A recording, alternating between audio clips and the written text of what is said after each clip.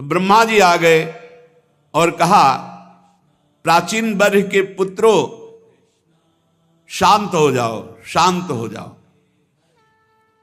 आज्ञा हुई, पुनः संकल्प किया, वायु और अग्नि शांत हो गए। काफी वृक्ष भस्म हो चुके थे।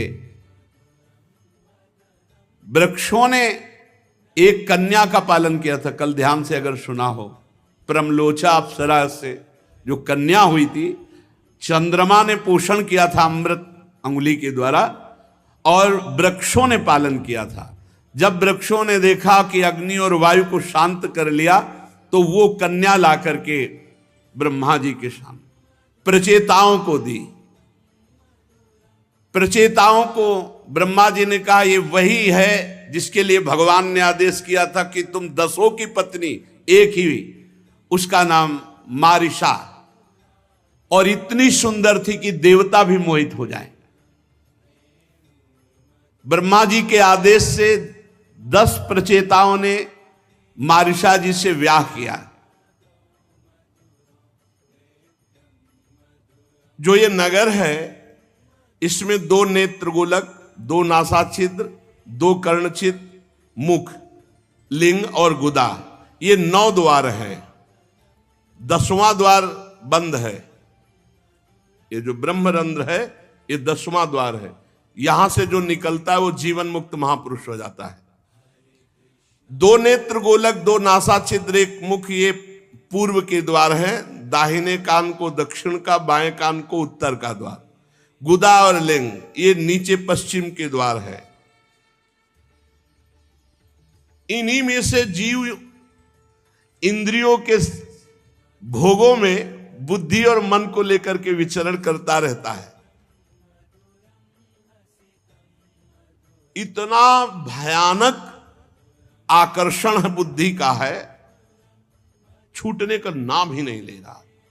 लाख लाख बार प्रयास करो, तभी कहा गया है, चाहे शिव बिरंच सम होई, गुरु बिनु भव निधि तरे न कोई। तभी कहा गया है, नायमात्मा प्रवचने न लभ्या न मेधया न बहुना सुरते न।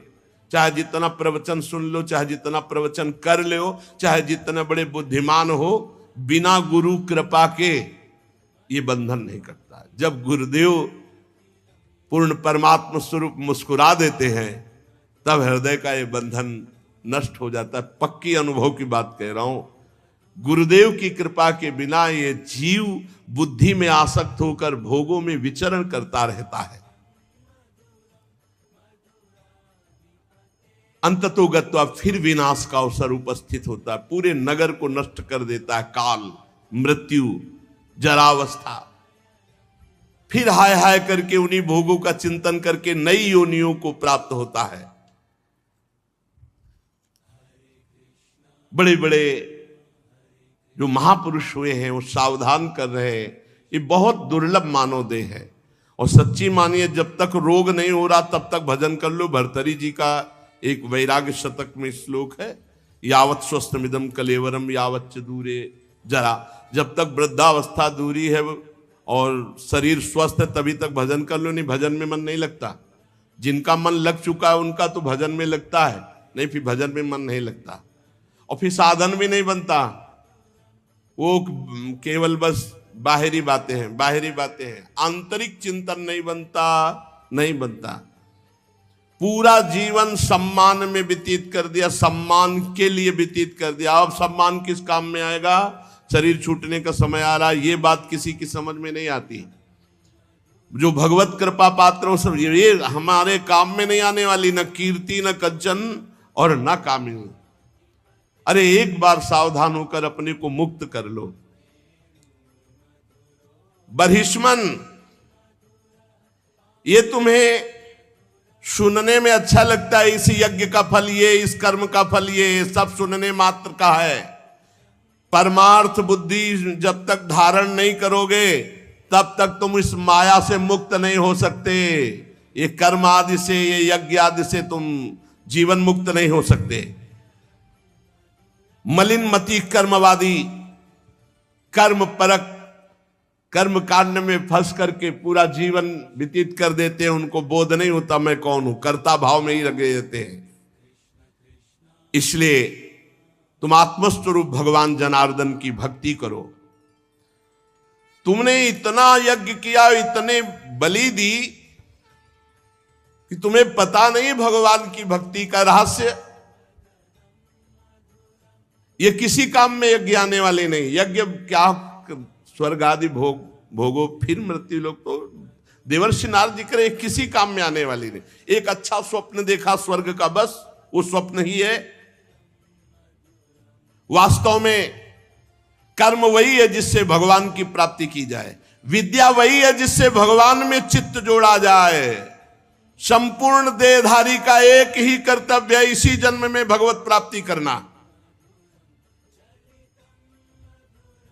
नारद जी कहते हैं पुरुष श्रेष्ठ, यहां तक जो हमने कहा वो तुम्हारे प्रश्न का उत्तर है। अब मैं एक भली भांति निश्चित किया हुआ गुप्त साधन बताता हूं।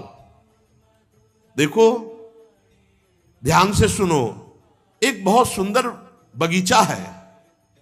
उस बगीचे में अपनी हिरनियों के साथ एक हिरन हरी हरी घास चुनते हुए बड़ा मस्त हो रहा है। दूब के छोटे छोटे अंकुर चुनता है और आसपास हिरनियों को देखता है, उसे बहुत अच्छा लगता है। लेकिन महाराज, एक वृक्ष की आड़ में व्याध ने उन हिरन और हिरनियों पर पूरा निशाना लगा रखा है, और उस बेचारे को पता नहीं वो हिरनियों के बीच में मस्त होकर दूब चुन रहा है। महाराज, थोड़ा विचार करोगे उस हिरन की दशा पर, जो अपनी हिरनियों के साथ हरी हरी दूब चर रहा है, भौरे गुंजार कर रहे हैं, ऐसी सुंदर वाटिका है और निशाने पे व्याध लिए हुए है, अब बस बाण छूटने वाला है। महाराज ने कहा कि मैं समझ नहीं पाया कि आप क्या कहना चाहते हैं। बोले, वो हिरन तुम हो और ये पुष्प वाटिका तुम्हारा राज्य है, और हिरनियां तुम्हारी रानी है, और विषय भोग ही हरी घास है, और काल तुम पर निशाना लगाए हुए है। ये जो तुम यज्ञ आदि में अपना समय लगाकर भगवान से विमुख होकर खूब भोगों के भोगने में मगन हो, और ये जो भौरों का गुंजारे सूत मागत बंदी जन जो तुम्हारा यश गा रहे हैं, ये भी किसी काम में आने वाला नहीं। काल शिकार में लिए हुए सबको बस बाण संधान की जरूरत है। तुम वो मृग हो जो अपने आप को भूले हुए हो और काल के शिकार में आ चुके हो। श्रवणेंदी लगाए हुए सूत मागत बंदी जन तुम्हारा यश गाते हैं, उसके अहंकार में हो कि महाराजा आप तो ऐसे, आप तो ऐसे। अंतर्मुखी हो और भगवान श्री हरि की आराधना करो। ये कामी पुरुष जहां नहीं पहुंच सकते, वहां भगवान का नाम जप करने वाला जाता है। श्री हरि को प्रसन्न करो और विरक्त हो जाओ इन यज्ञों से भी और परिवार से भी और भोगों से भी। राजा प्राचीन बरही ने कहा, भगवान कृपा कृपा कृपा, मेरे तो ज्ञान चक्षु खुल गए आपके उपदेश से। इसीलिए सत्संग के समान न तुम मर्त्यलोक के सुख को, न देवलोक के सुख को, और न मोक्ष के सुख को। तात स्वर्ग अपवर्ग सुख धरी तुलाए कंग, तूलन ताय सकल मिली, जो सुख लव सत्संग। थोड़ी देर देवर्षि नारद जी का सत्संग हुआ। राजा प्राचीन बर्री कहने लगे, कृपा कृपा कृपा, जो आपने उपदेश दिया मेरे ज्ञान चक्षु खुल गए। अभी तक मैं जिनको अपना उपदेशक गुरु मानता रहा, इन आचार्यों को भी निश्चित परम तत्व का ज्ञान नहीं है। ये मुझे कर्म में ही लगाए हुए थे। यदि इनको ये ज्ञान होता तो आज तक मुझे क्यों उपदेश नहीं दे देते। मुझे तो बड़ा संशय खड़ा हो गया था कि यही जीवन का परम लक्ष्य है, पर आज साधु समागम ने एक क्षण में सारे संशय काट दिए। ये वेदवादी जगह जगह ऐसे कर्मों की प्रशंसा करते हैं कि इस शरीर को छोड़कर स्वर्ग जाकर ऐसी अप्सरा, ऐसा विमान, ऐसा ऐसा, इसी में मन फंस जाता है। किंतु आप जैसे महापुरुषों का एक क्षण का संग समस्त कर्म जाल को काट देता है। नारद जी ने कहा, राजन, स्थूल शरीर सूक्ष्म शरीर के अधीन है और स्थूल सूक्ष्म दोनों मिलकर कर्म करते हैं। स्थूल शरीर यहीं छूट जाता है और जीवात्मा को सूक्ष्म शरीर के साथ जाकर भोगना पड़ता है। मरने के बाद भी सूक्ष्म शरीर रहता है, परलोक में उसे दुख या सुख भोगना पड़ता है। इसलिए जीवित अवस्था में शरीर का अभिमान त्याग कर दो। यही खास समस्या है, शरीर खास समस्या है। मन के द्वारा जीव जिन जिन को ये कहता जाता है कि ये मेरे हैं, ये मैं हूं, ये मेरे हैं, उसी में फंसता जाता है। जबान से भी नहीं कहना, मन से भी नहीं सोचना ये मेरे हैं। यही बात तो समझानी है।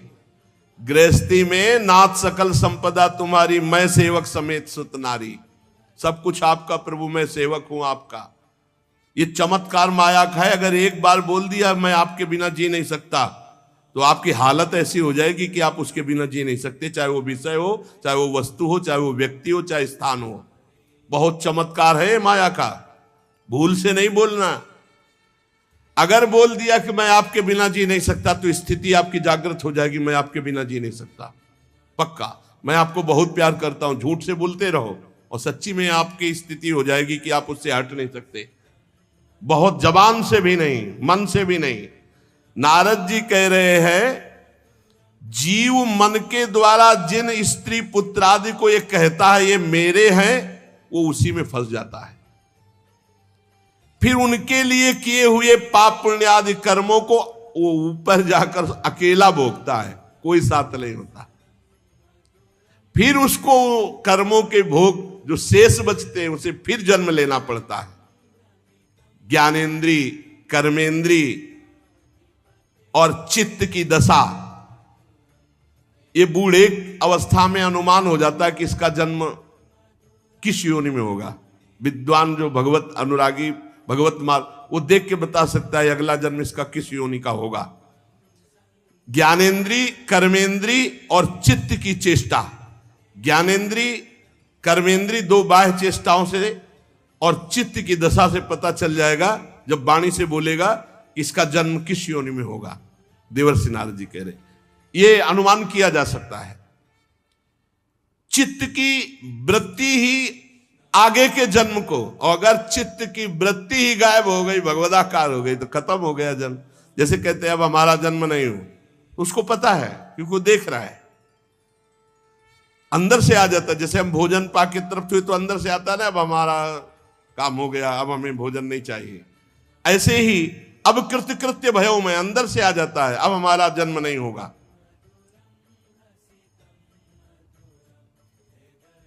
ये तुम निश्चय मानो, सूक्ष्म शरीर जब तक है तब तक जीव को जन्म मरण के चक्कर में जाना पड़ेगा। स्थूल तो यहीं छूट जाता है। ये सूक्ष्म शरीर बदलना है। सूक्ष्म शरीर, मन बुद्धि चित्त अहंकार इंद्रिया, राधा राधा राधा राधा राधा, वो बदलेगा। मन राधा में, बुद्धि राधा में, चित्त राधा में, अहम राधा के चरणारविंद में समर्पित।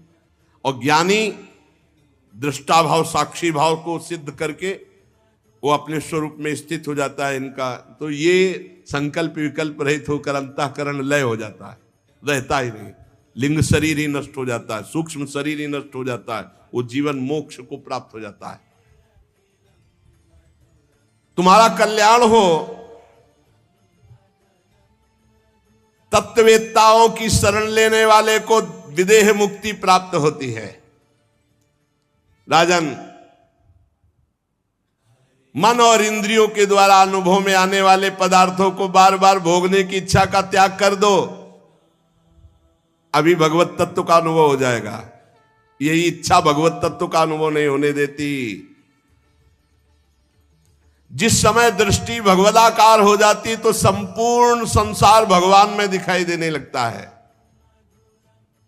राजन, ये गुणों का चक्र किसी को नहीं बख्शता, सबको अपने अधीन किए हुए है। इसलिए नाम जप करो, गुणों से बच जाओगे। यही डर है डर हरिवंश ही तिजनो भ्रमय गुण सलिर पर, जी नामन मंगल लोक त्यों सुहरिपद भज न विलंब करी।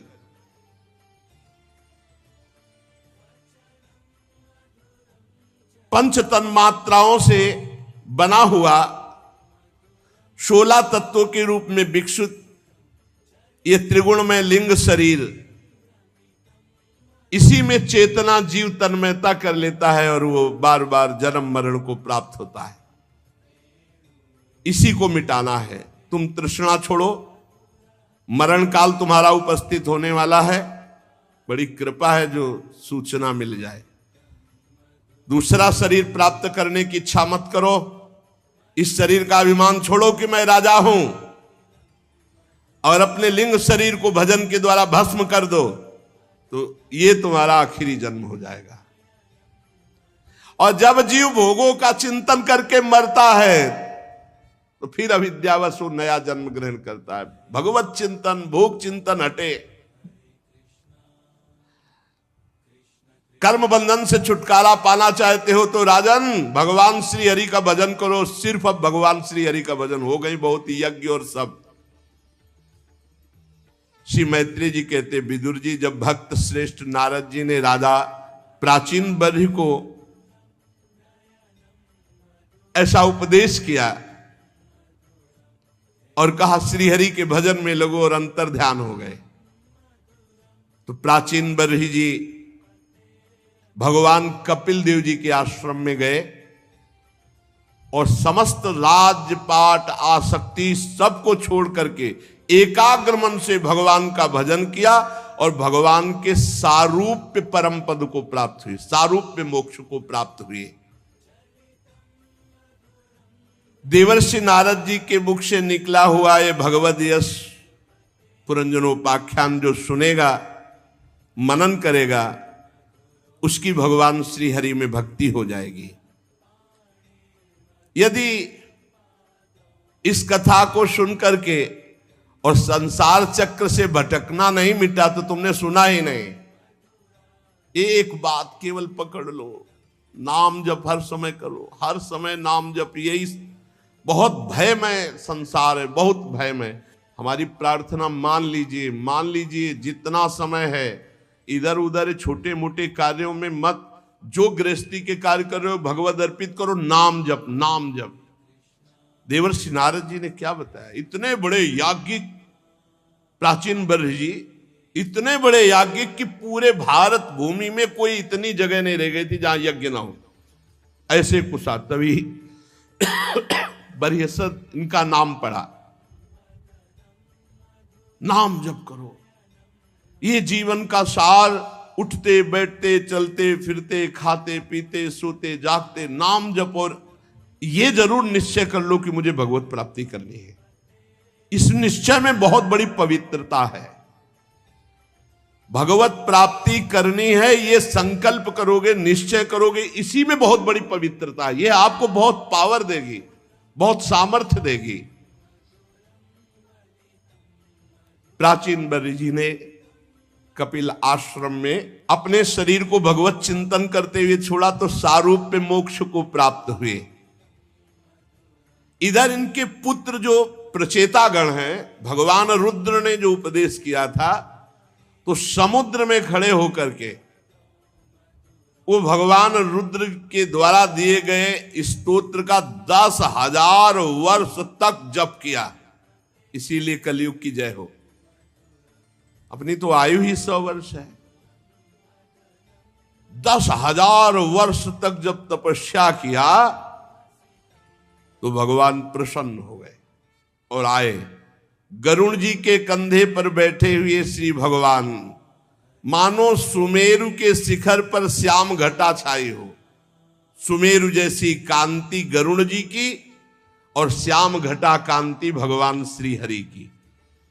मनोहर पीतांबर, कंठ में कौस्तुभ मणि, अपनी दिव्य प्रभा से सब दिशाओं के अंधकार को दूर कर रहे थे। बहुत ही तेजोमय आभूषण भगवान धारण किए हुए थे। मनोहर मुखमंडल की अपूर्व शोभा थी। मस्तक पर झिलमिलाता हुआ मुकुट शोभायमान, और भगवान के जो देवता मुनि पार्षद गण वो सब हाथ जोड़े खड़े हैं। गरुण जी के पंखों से साममय ध्वनि हो रही थी, सामवेद की।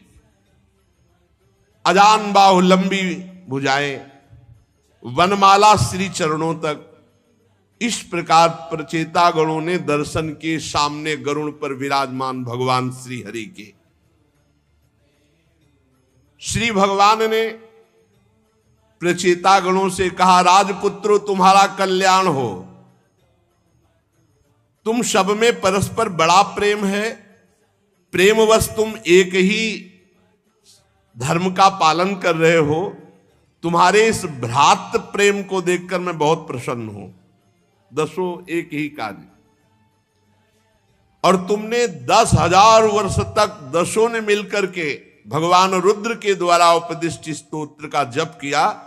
मैं बहुत प्रसन्न हूं। वरदान मांगो। जो पुरुष सायंकाल के समय प्रतिदिन तुम्हारा स्मरण करेगा, मैं उस पर बहुत जल्दी प्रसन्न हो जाऊंगा। जो लोग प्रातः काल और सायंकाल रुद्र गीत का गायन करेंगे, मैं उनका अभीष्ट वरदान उनको प्रदान करूंगा। तुम्हारी कीर्ति संपूर्ण विश्व में फैल जाएगी। तुम्हारे एक बड़ा ही विख्यात पुत्र होगा, जो ब्रह्मा जी से किसी भी तरह कम नहीं होगा, और अपनी संतानों से तीनों लोकों को पूर्ण कर देगा। राजकुमारों, कंडु ऋषि के तपोनाश के लिए इंद्र की भेजी हुई प्रमलोचा अप्सरा से एक कमल नयनी कन्या उत्पन्न हुई थी। अप्सरा उसे छोड़कर स्वर्गलोक को चली गई थी, तो वृक्ष के सानिध्य में उस कन्या का पालन पोषण समस्त वृक्षों ने किया। जब वो भूख से व्याकुल होकर रोने लगी, तो औषधियों के राजा चंद्रमा ने अमृत वर्षिणी तर्जनी अंगुली से उसका पोषण किया है। तुम्हारे पिता मेरे को प्राप्त हो गए हैं, भगवान ने बताया, क्योंकि ये तो यहां 10,000 वर्ष से तपस्या कर रहे हैं, और प्राचीन बर्री जी नारद जी के उपदेश से भगवान को तुम्हें जो आज्ञा की थी संतान उत्पन्न करने की, अब तुम जाओ उस लड़की से ब्याह करो जो प्रमलोचा अप्सरा की कन्या, जिसे चंद्रमा ने अमृत पान करा के जीवित रखा और वृक्षों ने पालन पोषण किया। तुम सब एक स्वभाव के हो, एक धर्म का पालन करने में रुचि रहते हो, इसलिए तुम दसों उसी के साथ ब्याह करो। तुम्हारा कभी आपस में द्वेष नहीं होगा, झगड़ा नहीं होगा। मेरी कृपा से तुम्हारी बुद्धि शुद्ध रहेगी, और तुम 10 लाख दिव्य वर्षों तक जवान और बलवान रहकर दिव्य भोगों को भोगोगे। यह है भगवान के भजन का प्रताप। इस लोक में भी सुख और परलोक में। इस लोक में कितने? 10 लाख दिव्य वर्ष तक जवान और बलवान रहकर दिव्य भोगों को भोगोगे, और अंत में अविचल भक्ति के प्रभाव से लोक परलोक की वासना का नाश होकर तुम मेरे परम धाम को आओगे। ये भजन का अंत में भगवान के धाम में निरंतर वास, और जीते जी 10 लाख दिव्य वर्ष तक जवान रहकर दिव्य भोगों को भोगना। जो लोग अपना जीवन मेरे को अर्पित कर देते हैं, जिनका सारा समय मेरी कथा वार्ता चिंतन नाम जप में जाता है, वो चाहे गृहस्थ हो चाहे विरक्त, उनको कोई भी बंधन बांध नहीं सकता, वो मेरे को प्राप्त होंगे। फिर ध्यान से सुन लो, जिन लोगों ने अपने जीवन को मेरे को अर्पित कर दिया है, जो नित्य प्रति मेरी कथा वार्ता में मेरे नाम जप में है, वो चाहे गृहस्थ हो चाहे विरक्त हो, उनको कोई बंधन नहीं बांध सकता, वो मेरे को प्राप्त होंगे। जो मेरे संतों से प्रेम करता है उसे मेरी लीला कथा सुनने को मिलती ही है, और जो मेरी लीला कथा सुनता है उसे कभी शोक मोह नहीं होता, नया ज्ञान उत्पन्न हो, रोज नया भगवत प्राप्ति का उत्साह। भगवान के दर्शनों से प्रचेता गणों के हृदय का त्रिगुणात्मक मल नष्ट हो गया था। सतोगुण रजोगुण तमोगुण का प्रभाव खत्म, त्रिगुणातीत अवस्था। वो हाथ जोड़कर दसो श्री हरि से इस प्रकार बोले, नमो नमः क्लेश विनाशनाय निरूपितो दार गुणाभ्ययाय मनोवचो वेग पुरोजवाय सर्वाक्ष मार्गैरगताध्वने नमः शुद्धाय शांताय नमः स्वनिष्ठया मनस्य पार्थम विलसद्वयाय नमो जगत स्थानलयोदयेषु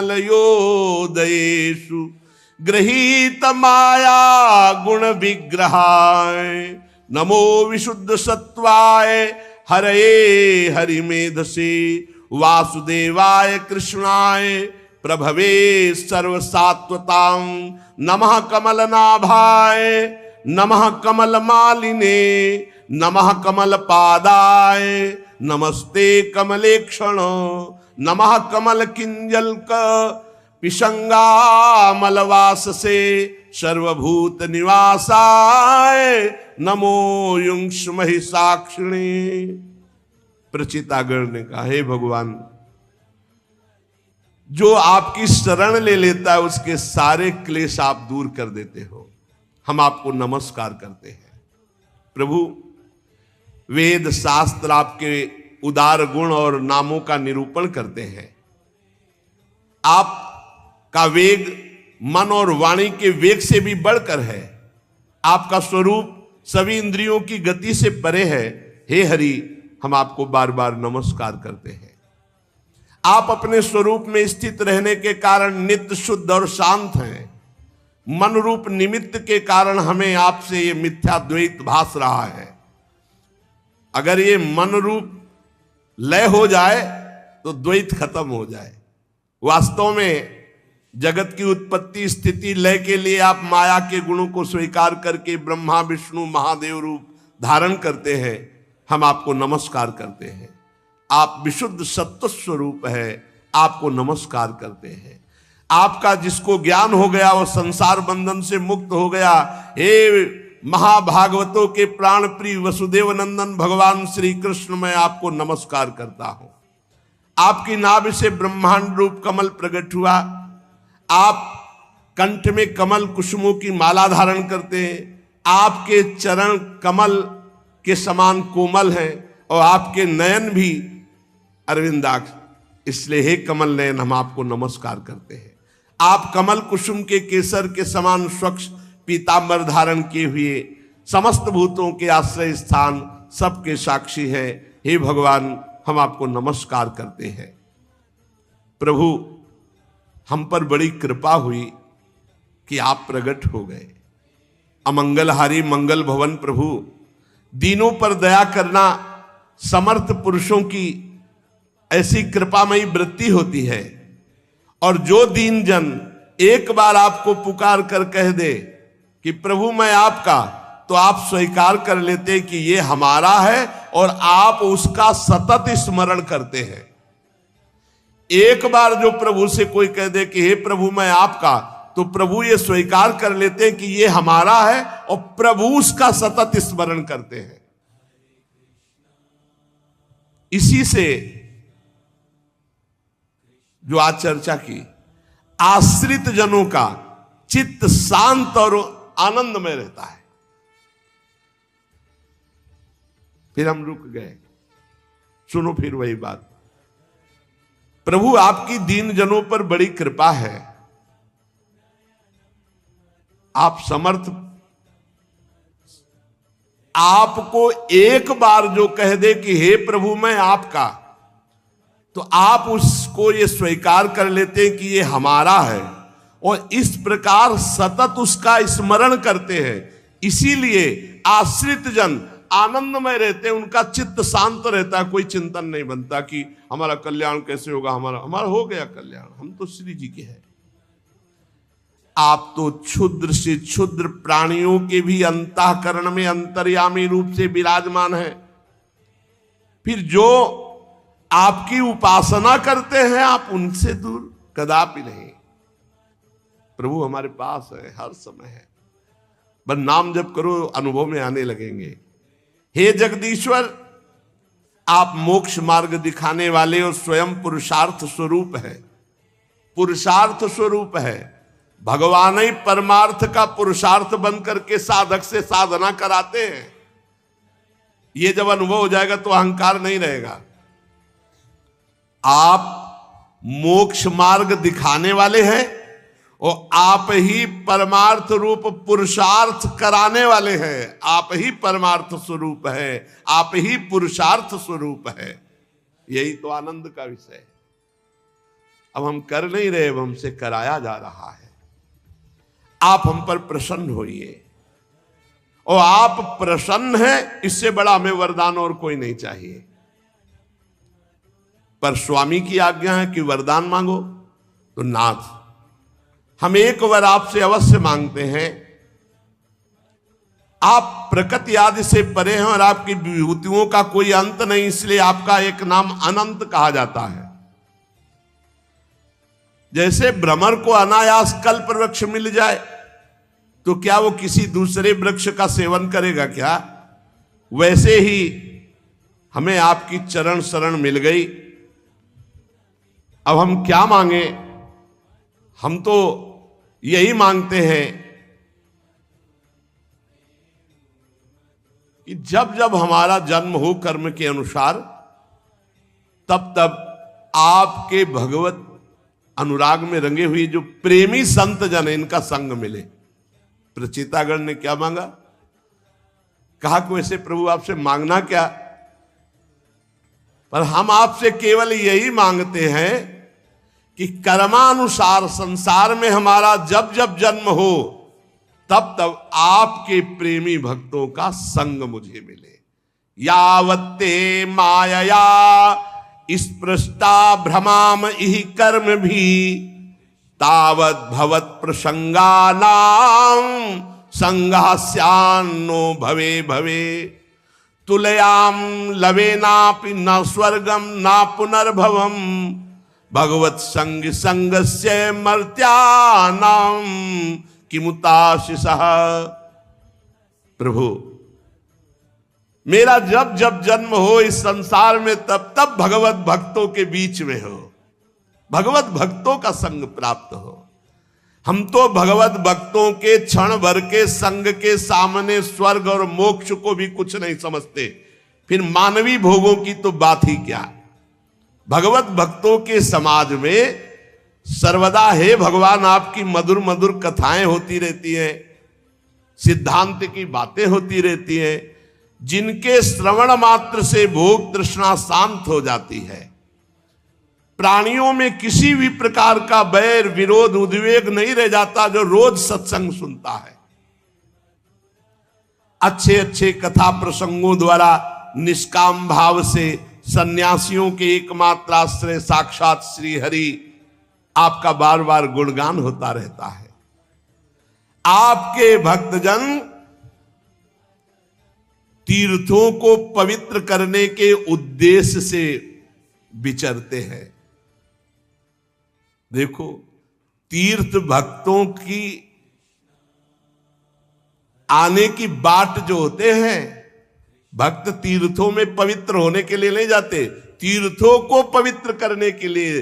तेसाम विचरताम पदभ्याम तीर्थानाम पावनेच्छया, भीतस्य किम न रोचेत तावका नाम समागमः, वयम तु साक्षात् भगवन् भवस्य प्रियस्य सख्युः क्षण संगमेन सुदिश्चिकित्सस्य भवस्य मृत्युर्भिषक्तमं त्वाद्य गतिं गताः स्म। आपके जो भक्तजन हैं तीर्थों को पवित्र करने के उद्देश्य से पृथ्वी पर विचरते हैं। ऐसे भक्तों का समागम संसार भय का नाश करके भोगों में अरुचि पैदा कर देता है। हे प्रभु, आपके प्रिय भगवान शंकर के क्षण भर के समागम में मुझे ऐसी सामर्थ्य मिली कि 10,000 वर्ष तक आपका स्तवन भजन किया और उसका फल मिला कि आपका साक्षात दर्शन हुआ। आज मैं जन्म मरण रूप दुस्साध्य रोग से मुक्त हो गया क्योंकि आप मिल गए। अब हमने आपका मन वचन कर्म से आश्रय ले लिया।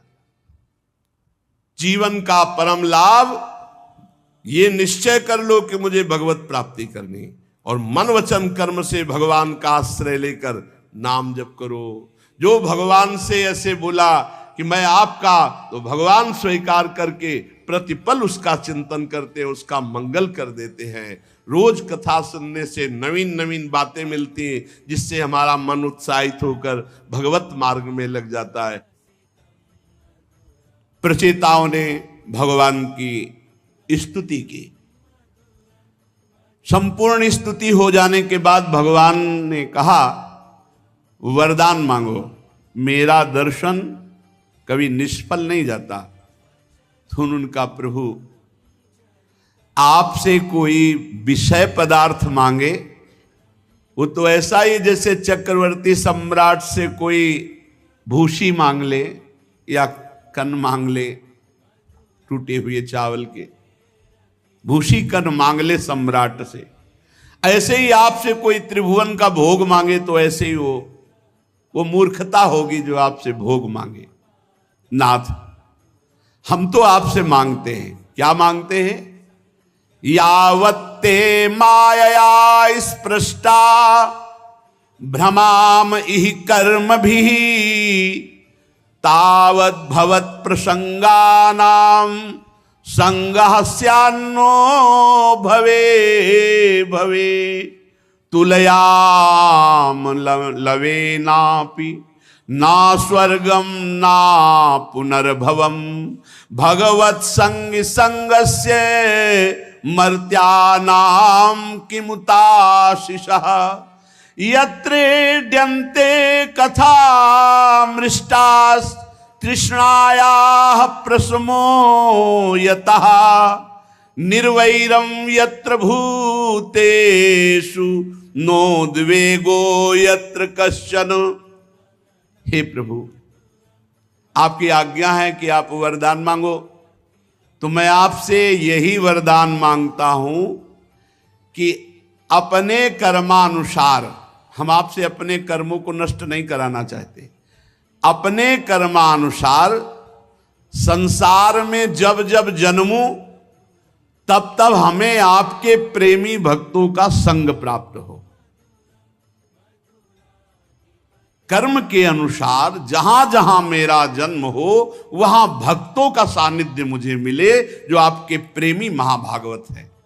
प्रभु, हम तो भगवत भक्तों के क्षण भर के संग के सामने स्वर्ग और मोक्ष को भी कुछ नहीं समझते, फिर मानवी भोगों की तो बात ही क्या है।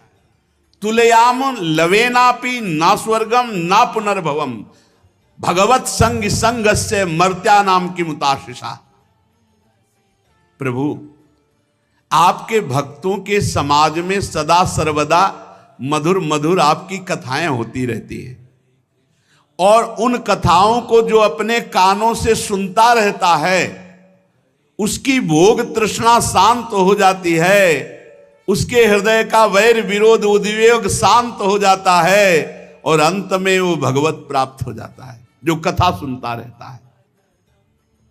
अच्छे अच्छे कथा प्रसंगों द्वारा निष्काम भाव से सन्यासियों के एकमात्र आश्रय भगवान श्री हरि का बार बार गुणानुवाद होता रहता है।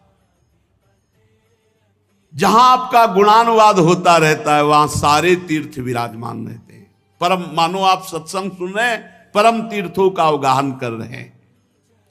क्योंकि जो आपके भक्तजन हैं, अगर वो तीर्थों में जाते भी हैं तो तीर्थों को तीर्थत्व प्रदान करने के लिए जाते हैं। तेषाम विचरताम पदभ्याम तीर्थानाम पावने छया भीतस्य किम न रोचेत तावका नाम समागम। प्रभु, आपके भक्तजन तीर्थों को तीर्थत्व प्रदान करने के लिए विचरण करते हैं।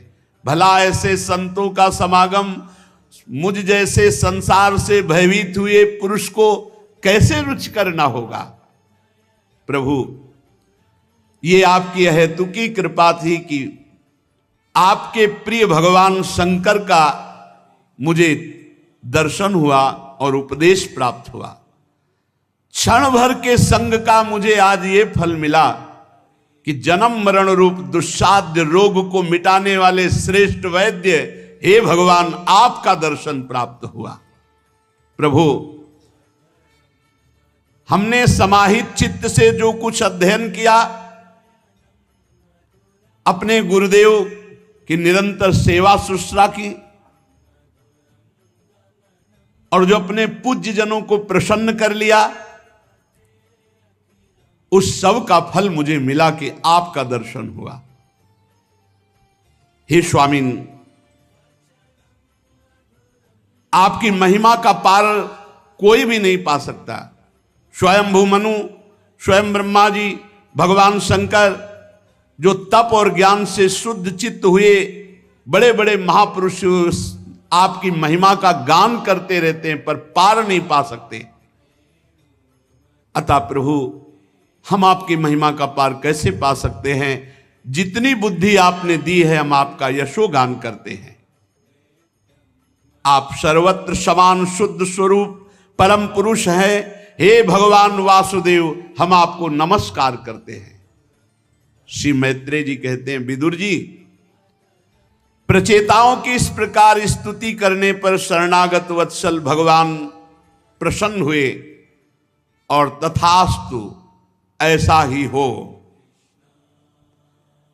अप्रतिहत प्रभाव श्री हरि की मधुर मूर्ति के दर्शनों से अभी प्रचेताओं को तृप्ति नहीं हुई थी कि भगवान अचानक अंतर्धान हो गए। ये चीज यहां वृंदावन उपासना में नहीं है कि वो आए, दर्शन दिए, अंतर्धान हुए। यहां छिन छिन बिहरत संग, छिन छिन निरखत प्रेम भरी। एक बार केवल साक्षात्कार हो, एक सेकंड के लिए कभी आप विलग नहीं होंगे। यहां प्रचेताओं के अभी नेत्र तृप्त नहीं हुए थे और भगवान अंतर्धान हो गए, परम धाम को चले गए। प्रचेताओं ने समुद्र से बाहर निकले तो देखा सारी पृथ्वी को ऊंचे ऊंचे वृक्षों ने ढक लिया, जो मानो स्वर्ग का मार्ग रोकने के लिए इतने बढ़ गए हों। बड़े कुपित हुए वृक्षों पर कि जब वृक्ष ही इतने बढ़ जाएंगे तो प्रजा कहां रुकेगी। अब उनके पास तप रूपी बल था, तो प्रचंड वायु और अग्नि दोनों को संकल्प किया और छोड़ दिया। तपस्या में बड़ी सामर्थ्य होती। प्रचंड वायु और अग्नि के प्रभाव से बड़े बड़े वृक्ष भस्म होने लगे। तो ब्रह्मा जी आ गए और कहा, प्राचीन वर्ष के पुत्रों, शांत हो जाओ, शांत हो जाओ। आज्ञा हुई, पुनः संकल्प किया, वायु और अग्नि शांत हो गए। काफी वृक्ष भस्म हो चुके थे। वृक्षों ने एक कन्या का पालन किया था, कल ध्यान से अगर सुना हो, परमलोचा अप्सरा से जो कन्या हुई थी, चंद्रमा ने पोषण किया था अमृत अंगुली के द्वारा और वृक्षों ने पालन किया था। जब वृक्षों ने देखा कि अग्नि और वायु को शांत कर लिया तो वो कन्या ला करके ब्रह्मा जी के सामने प्रचेताओं को दी। प्रचेताओं को ब्रह्मा जी ने कहा ये वही है जिसके लिए भगवान ने आदेश किया था कि तुम 10 की पत्नी एक ही हुई, उसका नाम मारिशा, और इतनी सुंदर थी कि देवता भी मोहित हो जाए। ब्रह्मा जी के आदेश से 10 प्रचेताओं ने मारिशा जी से विवाह किया।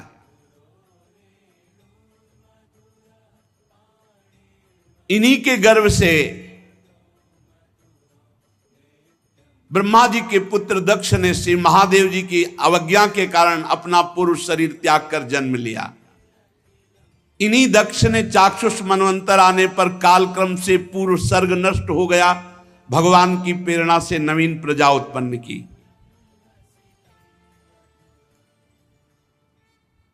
प्रचेताओं की आज्ञा से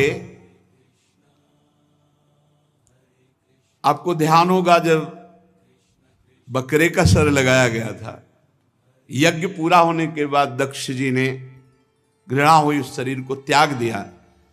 तो इन्हीं प्रचेता और मारिशा के गर्भ से पुनः उनका जन्म हुआ।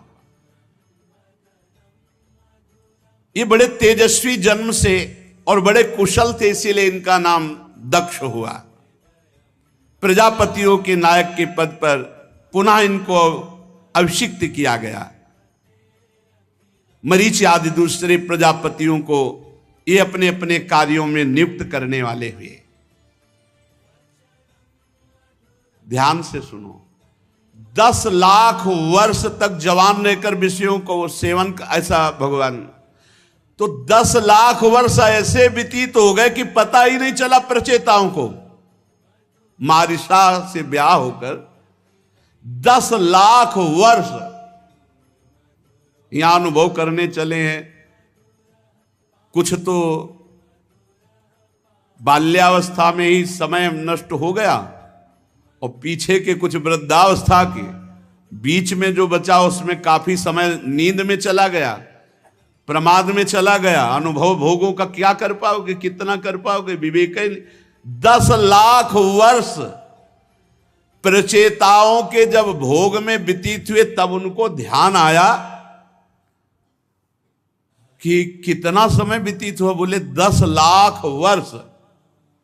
तुरंत पहले का भजन था ना, मारिशा को, पुत्रों को, सब सुख सामग्री को त्यागा और घर से निकल पड़े। पश्चिम दिशा में समुद्र के तट पर जहां जाजली मुनि ने सिद्धि प्राप्त की थी, वहां पहुंचकर साधना प्रारंभ की। पूर्व अभ्यास, इसीलिए पूर्व में भजन तो अंत में भी भजन।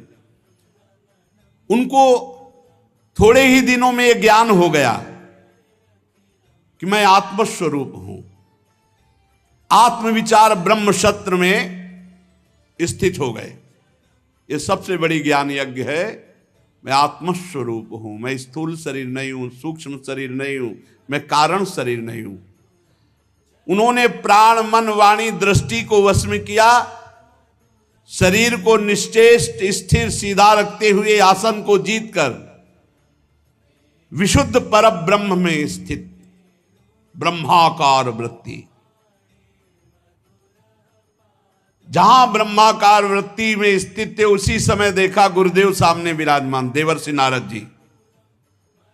नारद जी को आया देख करके प्रचेतागण खड़े हो गए, प्रणाम किया, देश काल के अनुसार पूजा की। आसन में नारद जी बैठ गए। तब नारद जी ने कहा, प्रचेताओ, इस लोक में तुम धन्य हो। ये भगवान का साक्षात्कार और ब्रह्मबोध दोनों है प्रचेताओं को। नारद जी ने कहा, तज्जन्मतानि कर्माणि तदायुस्तन्मनो वचः नृणाम ये नेह विश्वात्मा सेव्यते हरिरीश्वरः। इस मृत्यु लोक में तुम धन्य हो, क्योंकि उसी का जीवन धन्य है जिसका जन्म, जिसका कर्म, जिसका आयु, जिसका मन भगवान श्री हरि में लग गया है। मनुष्य लोक में तुम धन्य हो क्योंकि मनुष्य लोक में वही जन्म धन्य, वही कर्म धन्य, वही आयु धन्य, वही मन धन्य, वही वाणी धन्य, जो भगवान के सेवन में, भगवान के भजन में वो समय धन्य, वो वाणी धन्य, वो जीवन धन्य, वो जन्म धन्य। किम जन्मभिस्त्रिभिर्वेह शौक्ल सावित्रयाज्ञिकैः कर्मभिर्वात्रैः प्रोक्तैः पुंसोऽपि विबुधायुषा श्रुतेन तपसा वा किं वचोभिश्चित्तवृत्तिभिः बुद्ध्या वा किं निपुणया बलेनेन्द्रियराधसा किं वा योगेन सांख्येन न्यास स्वाध्याययोरपि किं वा श्रेयो हिरण्यश्च न यत्रात्म प्रदो हरिः। जिनके द्वारा अपने स्वरूप का साक्षात्कार होता है, यदि उन श्री हरि का भजन न किया गया, इस जन्म में श्री हरि को ना प्राप्त किया गया, तो माता पिता की पवित्रता से क्या, यज्ञोपवीत संस्कार, यज्ञ दीक्षा, इन श्रेष्ठ जन्मों से क्या, वेदोक्त कर्मों से क्या, देवताओं के समान दीर्घ आयु से क्या, संपूर्ण शास्त्र के ज्ञान से क्या, तपस्या से क्या, वाणी की चतुराई से क्या, स्मरण शक्ति से क्या, तीव्र बुद्धि से क्या, बल से क्या, इंद्रियों की पटुता से, योग से, आत्मा अनात्मा के विवेक से, संन्यास से, वेदाध्ययन से, व्रत से, वैराग्य से क्या। यदि श्री हरि को प्राप्त नहीं किया गया तो सब व्यर्थ हो गया।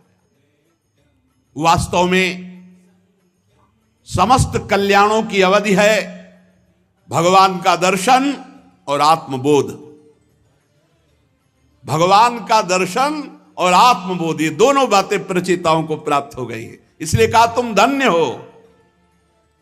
जिस प्रकार वृक्ष की जड़ में सींचने से उसके तना, शाखा, उपशाखा सभी का पोषण हो जाता है, यथा तरोर्मूल निसेचनेन तृप्यन्ति तत् स्कंद भुजोपशाखा प्राणोपहाराच यथेन्द्रियाणाम तथैव सर्वार्हणमच्युतेज्या। जैसे किसी वृक्ष की जड़ में जल चढ़ा दो तो पूरे डाल में, पत्ते में, पुष्प में, सब में पहुंच गया। जैसे किसी को भोजन पवा दो प्राणों में तो समस्त इंद्रियों में, शरीर में, सब में पुष्टता पहुंच गई। ऐसे भगवान श्री हरि की पूजा करने से पूरे विश्व की पूजा हो जाती है। जब दुर्वासा जी दुर्योधन की प्रेरणा से महाराज युधिष्ठिर जब वनवास में तब गए तो उनकी अव्यवस्था थी कि इतने ऋषियों को एक साथ कैसे पवाएं, और बटलोई भी द्रौपदी जी ने पाके धो के रख। भगवान ने एक शीत जब निकाला और पाया तो पूरा विश्व तृप्त हो गया। कह रहे श्री हरि की पूजा मात्र से संपूर्ण विश्व की पूजा हो जाती है। जैसे किसी वृक्ष के मूल में, जड़ में पानी लगाओ तो पूरा डाल पत्ता सब में हो जाती है। ये सारा चराचर जगत भगवान श्री हरि में प्रकट हुआ है, श्री हरि में वास कर रहा है और श्री हरि में ही लय कर जाएगा। ये विश्व रूप भगवान ही हैं, बस यही जानना है। जैसे सूर्य की प्रभा सूर्य से भिन्न नहीं है, ऐसे ये जगत भगवान से भिन्न नहीं है। भगवान ही बने। हमारी जब तक मलिन बुद्धि तब तक ये प्रश्न बना रहेगा कि ये जगत भगवान कैसे हो सकता है, कोई दुष्ट स्वभाव वाला है, कोई ऐसा, कोई ऐसा। ये सब बाहरी मायाकृत दर्शन है। बादल, अंधकार और प्रकाश ये आकाश से प्रकट होते हैं, आकाश में रहते हैं। और आकाश में ही लीन हो जाते हैं, पर तीनों से आकाश परे है। इसी प्रकार सतोगुण, रजोगुण, तमोगुण ये भगवान से प्रकट होते हैं और भगवान में ही लीन हो जाते हैं।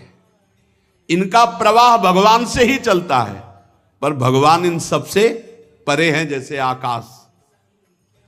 अतः ब्रह्मादि समस्त लोकपालों के ईश्वर भगवान श्री हरि अपनी आत्मा है, ऐसा जो मानता है वो गुणों के प्रवाह से मुक्त होकर जीवन मुक्त महापुरुष हो जाता है।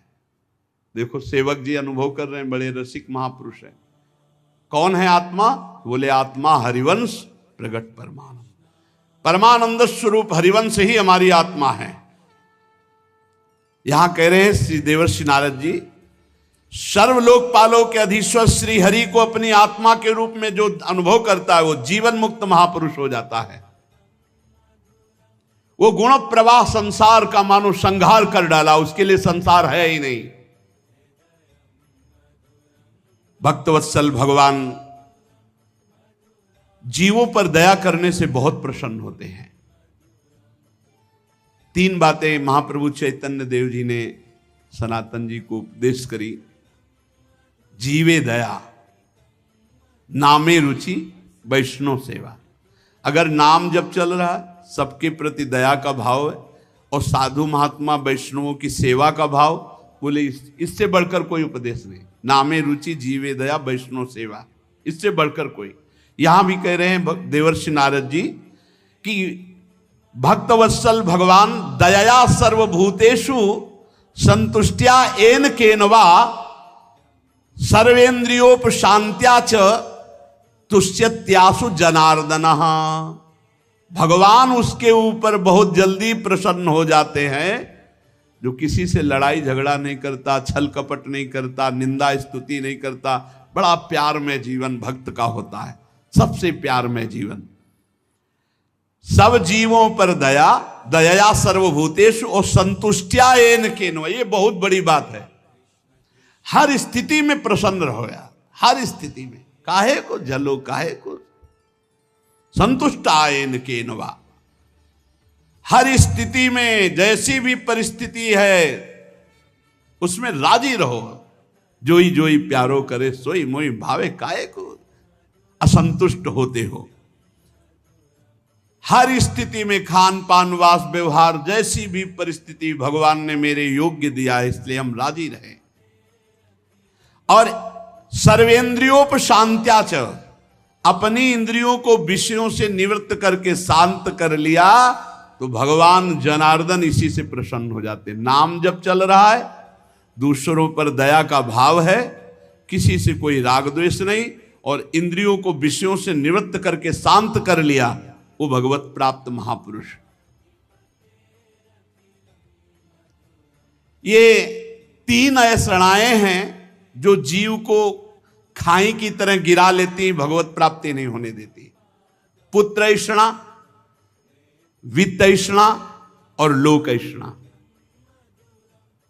अपहत सकलैषणा मलात्मन्य विरत मेधित भावनोपहूता, जिसने सकल ऐषणाओं से अपने को बचा लिया।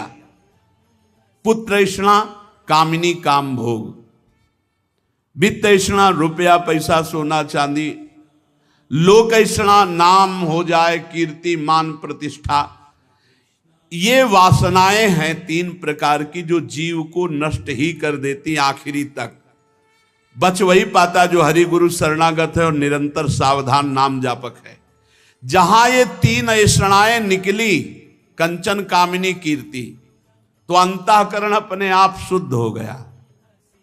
और अंतःकरण शुद्ध हुआ तो वहीं भगवान विराजमान है, प्रकाशित हो जाते हैं। भक्ताधीनता को चरितार्थ करते हुए हृदयाकाश में ही भगवान प्रकाशित हो जाते हैं, जिनकी तीन ऐषणाएं नष्ट हो चुकी हैं। पुत्र ऐषणा, वित्त ऐषणा, लोक ऐषणा, कंचन कामिनी कीर्ति। प्रचेतागणों, भगवान तो अपने को जो सर्वस्व मानने वाला है उस पर न्यौछावर होते हैं। जो भगवान को सर्वस्व मानता है उसी पर भगवान अपना प्रेम न्यौछावर कर देते हैं। परम रसज्ञ, परम कृपालु, अकिंचनों की अनन्याश्रया अहेतु की भक्ति के वश हो जाते हैं। बहुत सुंदर। जो परम धन श्री भगवान को मानता है। आपके पास संपत्ति क्या है? बोले श्री जी दंपति संपत्ति पाई है। ये दिमाग में बैठ जाए। हमारी संपत्ति कौन? श्यामा श्याम। देवर्षि नारद जी कह रहे प्रचेता गणों, जो भगवान को ही सर्वस्व मानता है ऐसे पर भगवान अपना प्रेम न्यौछावर कर देते हैं। परम रसज्ञ, परम कृपालु भगवान अकिंचनों के परम धन हैं और अनन्याश्रया, अन्य आश्रय जिसका नहीं, ऐसों के अधीन हो जाते हैं, अधीन हो जाते हैं। जो लोग शास्त्र ज्ञान के अभिमान में, धन के अभिमान में, कुल और विद्वता के अभिमान में उन्मत्त होकर ऐसे निष्किंचन साधु जनों का तिरस्कार करते हैं, उन दुर्बुद्धियों की पूजा तो प्रभु कभी स्वीकार नहीं करते और उनकी दुर्गति होती है। होता है ऐसा, ऐसा होता है। जब अब शास्त्र के ज्ञान का अभिमान होता है और खूब वैभव होता है तो उनकी एक उन्मत्तता होती है। तो जो अकिंचन भगवद आश्रित जन हैं उनका वो अपमान करते हैं जाकर, क्यों म्यों तर्क, लेकिन अगर मगर, ऐसे बहुत तरह से। जो ऐसे निष्किंचन भगवत प्रेमी महात्मा साधु जनों का तिरस्कार करते हैं, उन दुर्बुद्धियों की भगवान कभी पूजा स्वीकार नहीं करते। अगर उनको लगता हो कि मैं एकांत में भगवान की बड़ी पूजा करके प्रसन्न कर लूंगा और ऐसे भक्तों का अपमान कर दूंगा तो उनकी दुर्गति होती, भगवान उनकी पूजा स्वीकार नहीं करते। देवर्षि नारद जी कहते हैं भगवान किसी की पूजा की आकांक्षा नहीं रखते, वो स्वरूपानंद से परिपूर्ण है। अरे महालक्ष्मी उनके चरण चापती रहती है, वो बड़े बड़े देवता ब्रह्मादि स्तुति करते रहते हैं, उनकी परवाह नहीं करते। पर इतने पर भी उनके जो दीन अकिंचन भक्त हैं ऐसे भगवान उनके अधीन रहते हैं। गोस्वामी श्री तुलसीदास जी महाराज कह रहे हैं, जो पे कृपा रघुपति कृपालु की, बैर और के कहा सरे। ध्यान दीजिएगा, होई न बाको बार भगत को, जो को कोटि उपाय करे। यदि भगवान श्री हरि का दास है, निरंतर उनके भजन में है, उनकी कृपा में डूबा हुआ है, तो त्रिभुवन में ऐसा कौन है जो ऐसे भक्त से वैर कर सके? कौन ऐसा त्रिभुवन में पैदा हुआ जो बैर कर सके ऐसे भक्त से और बैर करके सुरक्षित रह सके? होई न बाको बार भगत को, जो को कोटि उपाय करे। करोड़ों उपाय करके देख ले, भक्त का बाल भी बांका नहीं हो सकता। क्यों? क्योंकि बहुत बड़े श्री हरि उनका वो दास है और निरंतर उनके चिंतन में है। तकै नीचु जो मीचु साधु की, सो पामर तेहि मीचु मरे। वेद विदित प्रहलाद कथा सुनी, को न भगति पथ पाऊं धरे। बहुत सावधान, भक्तों से बहुत सावधान। भगवान के जो दीन अकिंचन भक्त हैं बहुत सावधान। ये राख में छुपी हुई आग है, छेड़ मत दो। नमस्कार, बस नाम जप करो, उनके वचन सुनो, इनको ऐसा ना समझो अरे बहुत बड़े के हैं। हिरण्यकश्यप 5 वर्ष के प्रहलाद जी तो कह रहे वेद विदित प्रहलाद कथा सुनि को न भगति पथ पांव धरे। क्या बिगाड़ लिया त्रिभुवनपति हिरण्यकश्यप ने, बाल भी एक नहीं तोड़ पाया प्रहलाद जी का, और फिर फाड़ के फेंक दिया नरसिंह भगवान ने। दहाड़ में मूर्छित हो गया था त्रिभुवनपति महाबलशाली महान तपस्वी हिरण्यकश्यप। भगवान नरसिंह जब खंभा फाड़ के दहाड़ के निकले तो ढाल अलग पड़ी थी, तलवार अलग पड़ी थी, मूर्छित पड़ा। भगवान ने उठ खड़ा हो, बहुत वीरता हाँकता था, गोद में उठा के सब वरदान याद दिला के और फाड़ दिया भगवान ने। तके नीच जो मीच साधु की, सो पामर त्यहि मीचु मरे। जो पे कृपा रघुपति कृपालु की, बैर और के कहा सरे। गज उधारी हरि थप्यो विभीषण, ध्रुव विचल कबहू न टरे। अम्बरीश की साप सुरति करी, अजहु महामुनि ग्लानि गरे। भगवान ने ग्रह का उद्धार करके गज को बचा लिया, रावण का नाश करके विभीषण को लंकाधिपति बनाया। आज भी अविचल पदवी पर ध्रुव विराजमान है और उत्तम और सुरुचि दोनों मारे गए। अम्बरीश जी की कथा पर जरा चिंतन करो तो आज भी याद करके दुर्वासा जी ग्लानि से युक्त हो जाते हैं। शोधो कहा जो न कियो सुजोधन, अबुध आपने मान जरे। प्रभु प्रसाद सौभाग्य विजय जस, पांडव ने बरियाई बरे। क्या षड्यंत्र नहीं रचा दुर्योधन ने पांडवों के लिए, लेकिन जय सौभाग्य यश कीर्ति ये पांडवों को मिली और नाश हो गया भगवत विरोध करने वाले, भगवत भक्त विरोध करने वाले कौरवों का। जोई जोई कूप खने गो पर कहा, 66 फिर तेई कूप परे।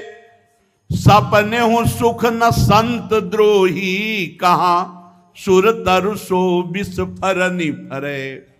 गोस्वामी जी कह रहे यदि भक्तों के लिए कुआं खोदोगे तो अरे दुष्ट उसी कुआं में गिरकर तू मरेगा कुल समेत। जो भक्त से संत से वैर करेगा और स्वप्न में कहीं भी किसी भी लोक में सुख शांति नहीं पा सकता। है काके द्वे शीस ईस, जो हठ जन की सीव चरे। तुलसीदास रघुबीर बाहुबल, सदा अभय काहू न डरे। गोस्वामी जी कह रहे कौन ऐसा पैदा हुआ है संसार में दो शीश वाला जो भगवान के जन की सीमा को छू सके। मारना और पीटना ये तो भगवान का अगर विधान है, कोई अहंकार नष्ट कराना है वो बात अलग है, भगवान का कोई विधान नहीं। कह रहे कौन ऐसा दो सिर वाला पैदा हो गया जो भक्त की सीमा को छू सके। गोस्वामी जी कहते हम तो भगवान श्री राम के बाहुबल से सदैव निर्भय रहते हैं। भगवान की भुजदंड अपने जनों की रक्षा करती रहती है। अभयद भुजदंड मूल पीनन सुषानुकूल, किसी से डर नहीं।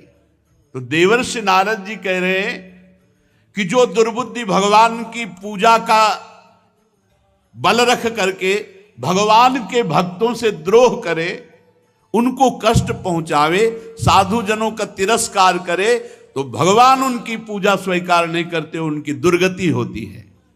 क्यों? भगवान स्वरूपानंद से परिपूर्ण है। महालक्ष्मी जिनके चरण चापती रहती, बड़े बड़े देवता जिनकी स्तुति करते रहते हैं, ऐसे भगवान भी अपने अकिंचन भक्तों के अधीन हैं। ऐसे करुणा सागर श्री हरि के भक्तों का संग, उनकी आराधना, नाम जप, भगवान का आश्रय यही माया प्रपंच से मुक्त करता है। श्री मैत्रेय जी कहते हैं, विदुर जी, भगवान नारद ने प्रचेताओं को भगवान के भक्तों की महिमा और भगवान की आराधना और आत्मबोध इसका उपदेश देकर ब्रह्मलोक को चले गए। प्रचेतागण पाप रूपी मल को दूर करने वाले भगवान का दर्शन कर चुके थे। जेव ही प्रचेतागणों ने देखा, देवर्षि नारद जी गए, अपने स्वरूप में स्थित हुए शरीर छोड़ दिया और सब के सब भगवत प्राप्त हुए, भगवत धाम को गए। इस प्रकार नारद जी और प्रचेताओं का ये महान मिलन, ये भगवत संबंधी कथा आपको सुनाई। मैत्रेय जी विदुर जी को कह रहे हैं। श्री सुखदेव जी ने कहा, यहां तक स्वयंभू मनु के पुत्र उत्तानपाद के वंश का वर्णन हुआ। आगे जो हम आपको चरित्र सुनाएंगे वो महाराज प्रियव्रत का पावन चरित्र। आज यही विश्राम करते। श्री राधा वल्लभ लाल की।